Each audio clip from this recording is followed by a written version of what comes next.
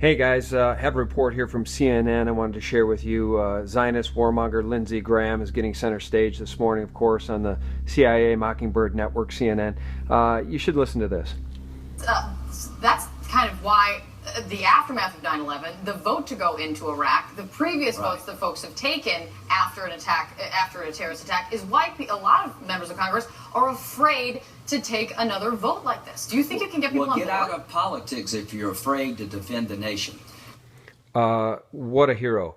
Lindsey Graham, Zionist warmonger, wants to defend the nation by putting boots on the ground in Syria. Listen to this. How could you not be afraid of another 9/11 coming from Syria? Okay, so this time another 9/11 is probably coming from Syria, from the Pentagon-controlled puppets known as ISIS. Syria, planned by ISIL. I did my 36th trip a week ago today.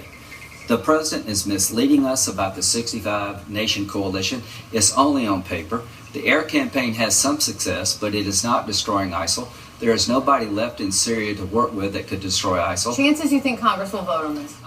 There's nobody left in Syria to help us destroy ISIL. Yeah, that's because we don't want to work with Putin and Russia, who are hell-bent on actually destroying ISIL, the Pentagon-controlled puppets. Let's continue.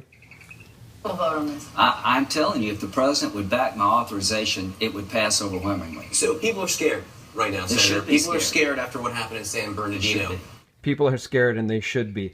They should be, because that's what Lindsey Graham wants. He wants an American public that's willing to sacrifice its liberty for security, and as Ben Franklin warned, then we end up with neither. Let's continue. How do you explain to them what you're offering to do here will help stop San Bernardino? Because these people, this couple apparently was terrorist shopping. They were reaching out to Al-Shabaab and Al-Nusra. DIY. So even if you take Raqqa, how can you guarantee the American people that this couple is not going to find some other inspiration for their deadly attacks? I can't guarantee the American people that terrorism goes away, but I can guarantee you we can destroy the caliphate. This is not a terrorist organization, it's a terrorist army. And she pledged allegiance to al-Baghdadi before the attack. Well, that's interesting. So she, meaning the wife, who reportedly is one of the two perpetrators that murdered 14 people, pledged allegiance to al-Baghdadi before the attack. How convenient. I wonder if that's the same al-Baghdadi that John McCain met with, that you see pictured here. Is that the same al-Baghdadi, Mr. Graham? This fear-mongering into endless war will get us only bankruptcy of the U.S. government and a bankruptcy of the Republic and our remaining liberties.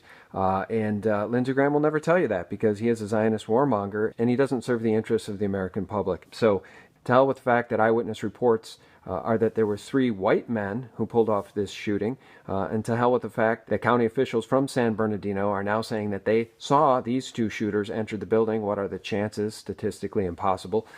So it's all very convenient, isn't it? And I just want to say as we wrap it up here that it appears that Operation Gladio-style attacks have come to America.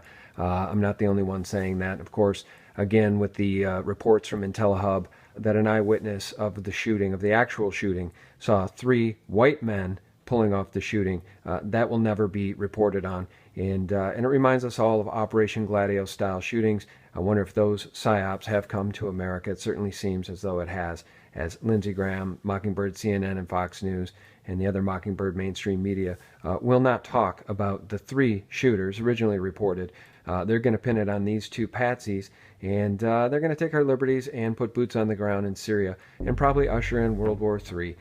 Because Lindsey Graham doesn't want to work with Putin and Russia to actually defeat the real ISIL or ISIS. They want to use ISIL or ISIS to usher in their one world government and endless war. And that's the fact. Thanks for joining us at SGT Report. We really do appreciate your support. Real news 24/7. Thanks for watching. We'd have to ask ourselves, who benefits from this stuff? What demands are ever made? What agendas are pushed when we have these events? What laws are proposed?